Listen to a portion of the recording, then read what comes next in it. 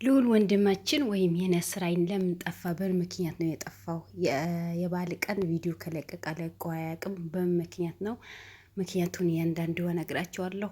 ተከታተሉኝ። አሰላሙ አለይኩም ወረህመቱላሂ ወበረካቱሁ። ውድና የተከበራችሁ ውድ ቤተሰቦቼ እንዴት ናችሁልኝ? ደህና ናችሁ ወይ? እኔ ደህና ነኝ ያለሁኝ አልሐምዱሊላህ።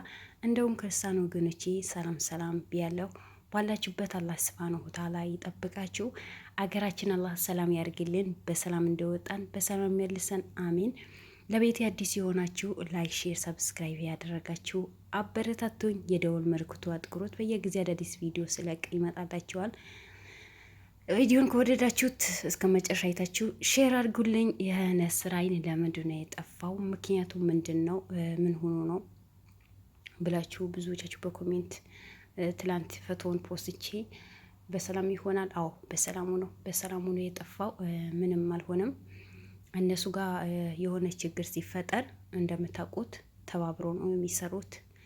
ዘላለም እሱም የዘላለም ክሩሞች የእሱ ክሩሞች አብሮ የሚሰሩት አንድ ላይ ነው የሚጠፉት እንጂ ተለያይቶ አይመጡም። ግን አሁን ሰላም ስለሆነ ነው። እንዳያችሁ ትላንት ዘላለምን የሆነች ልጅ ባለሀብት ታዋቂ የሆነ ባለሀብት ደፍረዋት አስረግዘዋት ከስራ እንድትባረር አድርጎ ሜዳ ላይ እንድትወጣ አድርጎ ጎዳና ላይ እንድትወጣ አድርጓታል። በሷ ዙሪያ ወይስ በሱ ስር ሆኖ ስራ የሚሰሩትን ለምን ደገፋችኋት ብሎ ከስራ ያባረራቸው ሰዎች አሉ። ግን ትላንት ህሊና የሚባል ነገር ያላቸው ሰዎች የኢትዮጵያዊነት ምን አይነት እንደ ስሜት የሚሰማቸው ሰዎችን የቺ ልጅ ግፍን ማውጣት አለብን ብሎ እያንዳንዱ መጥተው ተናግረው ቪዲዮ ተሰርቶ ነበረ። እሱም አላቃቸውም፣ አያቆኝም። ቤት የሰሩ ነበር። በሆነ ምክንያት ነው ያባረርኳቸው። እሷም እኔ አይደለም ያስረገዝኳት ጎዳና ላይ እንድትወጣ አላድርኳትም፣ በህግ ካሳቸዋለሁ፣ አለ ፈቃድ ካሜራ ትቅረጹ ወዘተ ብሎ ነበረ። ሆነም ቀረ። የሆነ መጥፎ ነገር ቢኖር ኖሮ ዘላለም ቪዲዮ አይሰራም ነበር። በዚህ አጋጣሚ ምክንያቱም ዘላለም እና የነስራይን እጅና ጓንት ስለሆኑ ሁሉ ነገር አብሮ ስለሚሰሩ የነስራይን የሆነ ነገር ሆኖ ዘላለም ቪዲዮ አይሰራም።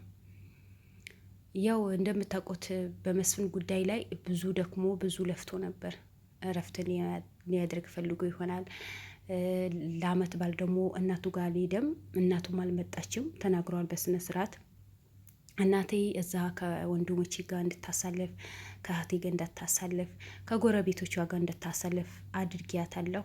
መስፍን እንዴት ተያዘ ነግሪያት ነበረ። በጣም ደስተኛ ሆና ልልታዋ ቀወጠችው እና እኔም እዚህ ከወንድሞቼ ጋር ያኔ ከስለ ባልደረቦቹ በጣም ጥሩ ጥሩ ስራ ባልደረቦች ስላሉት ከእነሱ ጋር እንዲያሳልፍ ነግሯት፣ እሷም በሀገሯ እሱም አዲስ አበባ ላይ ጥሩ የሆነ ፕሮግራም ማዘጋጅተው ያሳልፉ ነበረ። ከነናት ላይ ማህሌት ደስ የሚል ሁኔታ ሆኖ ነው ያሳለፉት። ስለዚህ አሁን እናቱ ሊዘይር ሂዶ ይሆናል ማለት እናቱ ሊጠይቃት ሂዶ ይሆናል። ወንድሞቹ እህቶቹ እኛ ውጭ ሀገር ስላለን ብቻ አትዩ እዛ እነሱም ማለት ክፍለ ሀገር ሆኖ ሌሎቹ ደግሞ አዲስ አበባ ሲሆን መነፋፈቅ የሚባል ነገር አለ። እዛ ጋር ፓስፖርት የለም ወይስ ቲኬት ብሩ ብዙ ነው ምናምን አይባልም። በመኪና ደረስ መለስ ስለሚሉ ወይ ቤተሰቦቹ እናቱ ሊጠይቅ ሂዶ ይሆናል። ምክንያቱም እናት በዱንያ ላይ ያለች የእሷ ውጤት አናቀውም፣ የእሷ ጥቅም አናቀውም። እናት ካጠገባችን ስትርቅ ነው የእሷ ማንነት በደንብ የምናውቀው። የእሱ እናት ደግሞ ለሱ ምን ያክል እንደምንሳሳለት የታገተ እሳት ምን ያክል እንደወደቀች ምን ያክል እንደታመች ሁላችንም እናውቃለን። እና ወይ እሷ ሊዘይር ሂዶ ይሆናል። ሁለተኛ ደግሞ በጣም ደግሞ ብሽ የሆነች ደስ የምትል ሴት የመሰለችን ጓደኛ ስላለችው ከእሷን ጋር ወይ ጥሩ የሆነ ሁኔታ ሊያሳልፉ። ምክንያቱም እሱ ሁሌ ጭንቀት ብቻ ነው የሚሰራው። እንደምታውቁት በጣም የሚያስጨንቅ ነገር እንኳን በዙሪያው ያሉ ወይስ የሱ ቅርብ ሆኑ ወይስ የሱ ሚስቱ ወይ እናቱ የሆነች ተውትና እኛም ዛሬ ምን እንሰማለን፣ ዛሬ ምን ሆኖ ይሆናል፣ ምን ተከሰተ ይሆናል ብለን በየጊዜ ስጋት ያድርብናል እያንዳንዳችን በመስፍን ጉዳይ ላይ ማለት ነው። እና ያ አሁን ያ ሁሉ በዛ ሁሉ ጭንቅ ወይ ቦታ አልሰጣትም ወይ ላይ ይገናኙ ይችላሉ። ቢገናኙ ደግሞ ለሰከንድ ለደቂቃ ሊሆን ስላችሁ ለሰከንድ ለደቂቃ ስላችሁ የሆነ ብዙ ጊዜ ላይ ሰጣት ይችላል። ለሷ ቦታ ላይ ሰጣት ይችላል። ምክንያቱም በዚህ ስራ በጣም ስለተወጠረ በጣም እልህ ውስጥ ገብቶ ነበር። የነስራይን እንደምታውቁት በጣም እልህ ውስጥ ገብቶ ነበር። ያ ነገር አሁን ያካከሰ ይሆናል ከሚስቱ ጋር ወይስ ከፍቅረኛው ጋር ልባላችሁ። ያው 80 ስላደረጉ ከፍቅረኛው ጋር ወይ ፈታ ዘና ያሉ ይሆናል። ጊዜ ያሳለፉ ይሆናል። ያው አመት ባልም ስለሆነ እረፍት ማድረግ አለባቸው። አይምሯቸው ማደስ አለባቸው። ጥሩ ጥሩ ቦታ ሂደው ለምን በጭንቀት የሞቱ ስለሆነ በጭንቀት እነሱም ተጨናንቀው እኛም ተጨናንቀን ነበር አይደል? የእነሱ ፋንታ እኛም እኮ ዛሬ ምን ሆነዋል? ዛሬ ምን ይመጣል? መስፍን ማን ገደለ? ማን ያዘ? መጨረሻ ራሱን ሊያጠፋ እና ሚስቱም ላይ ይሄ ስጋት ሊኖር ይችላል። ገብቷቸዋል። ከምንም ከማንም በላይ ከሱ ሌላ ማንም ሰው እኮ ባዶ ነው። በቃ ለእሷ እንኳን እኛ ምንም በሩቅ በስልክ የምናየው እኛ እንኳን ምን ያክል ነው የምንሳሳለት። እሷ ግን አብሮ ያሳለፈች አብሮ የበሉ አብሮ የጠጡ ብዙ ነገር በታመመሳት ከጎኑ ሆና ያሳከመችው ሚስቱ ናት። ስለዚህ ጥሩ ጊዜ ያስፈልጋታል። ሴት ልጅ ደግሞ በቃ መንከባከብ ያስፈልጋታል። መንከባከብ ትወዳለች። ጥሎባት መንከባከብ እንደ አበባ መንከባከብ፣ ሲንከባከቧት፣ ጥሩ ፍቅር ሲሰጧት፣ በቃ ትንሹ ነገር ሆኖ በፈገግታ አለሁልሽ የኔ ውድ የኔ ጠፋት ስትባል ደስ ይላታል። ስለዚህ ያ ሁኔታ ያሳለፉ ነው እንጂ የነስራይን ምንም ነገር አልሆነም። ደህና ነው። ጥሩ ፍቅር ያጣጣሙ ነው። ምንድን ነው አሁን ላይ ሀገራችን ላይ እንዳለ ምስኪኖች አረብ ሀገር ለፍተው ደክመው የሰው ቤት ለፍተው ብቻ በብዙ ነገር የሰሩት ቤታቸው በሆኑ ፈርሶ ምንድነው ይሄ ምንድነው መናፈሻ ምናምን የተሰራ አይደለም፣ አዲስ መናፈሻ። ስለዚህ ከዛ ሂዶ ፈታ ያሉ ነው። አዎ ፍቅረኛሞች ከአረብ ሀገር የሚሄዱ ከአረብ ሀገር ስላችሁ እኮ አረቦች ከአሜሪካን ከጂኒጃንካ የሚሄዱትን ፈታ ሊሉበት፣ ምስኪኖቹ ደግሞ ለፍተው ደክሞ ስንት ዓመት በተለይ አረብ ሀገር የለፉ ሴቶች ነው የሚያሳዝኑኝ። ወላሂ ለአዚም የቀመሰው ነው የሚያውቀው ሁሉ ነገር። ስለዚህ ስንት ዓመት አረብ ሀገር ለፍተው ደክሞ የሰሩ ቤታቸው በሙሉ ፈርሶ መናፈሻ ምናምን ጂኒጃንካ የተሰራ ነው። አንዱ ያለቀሰ አንዱ ይደሰታል። ሀገራችን ላይ ስብሓንላህ። እንግዲህ ተገለባባጭ መገለባበጥና ሁሉ ነገር መስራት የሚያውቃላህ ነው የሚያውቀው መጨረሻችን እንዴት እንደምንኖር ማለት ነው።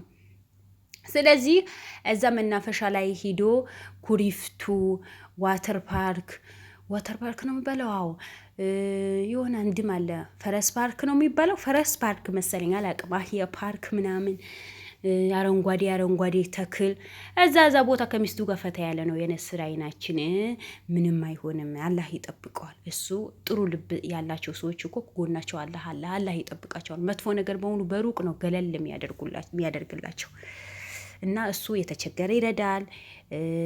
ምንም አያውቃቸው ሰዎች እንባባሽ ነው። ስለዚህ እንደዚህ ሰዎች ደግሞ ፈጣሪ ስለሚጠብቃቸው ምንም አይሆንም። እንዳትጨናነቁ፣ በቃ ዱዓ ማድረግ ብቻ ነው። ሁላችንም ባለንበት አላህ እንዲጠብቀን፣ እሱ ደግሞ አግብቶ ከሚስቱ ጋር ደስተኛ ሆኖ እንዲኖር፣ ከዛ ከቆንጆ ሚስቱ ጋር ደስተኛ ሆኖ እንደሚኖር ያው ብቻ ፊት ሆኖ የተሸፈነው እንጂ ሌላ ቦታ እኮ አይተነዋል።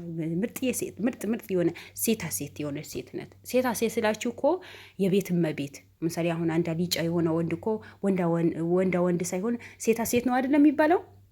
ግን ሴታ ሴት የሆነች ማለት እኮ በሁሉ ነገር የተሟላ በቃ ደስ የምትል ገርባባ የሆነች ሴት ናት። ሴታ ሴት የሆነች የቤት እመቤት እና ተጋብተው ደግሞ ልጃቸው ወልደው ደስተኛ ሆኖ የሚኖሩበት ኑሮ እንዲሰጣቸው አላህ ትሮ ተጋብተው ደግሞ ደስተኛ እንዲሆኑ ድዋ ማድረግ አለብን። እና ነስራይናችን ደግሞ ወልደህ በሰርግህን እንዲህ በሩቅ ሆነ እኛ ሩቅ ሆነ በስልክ ሆነ አይተን እንደሰት። ምክንያቱም ጭንቀትህን እንካፈላለን አይደል? ደስታህን እንካፈል ደስታህን ምንካፈል ዘላለም በቃ ከድል ጋር ታርቃችሁ ተጋብታችሁ ውለዱ ክበዱ። አዎ ዘር ሲበዛ አሪፍ ነው።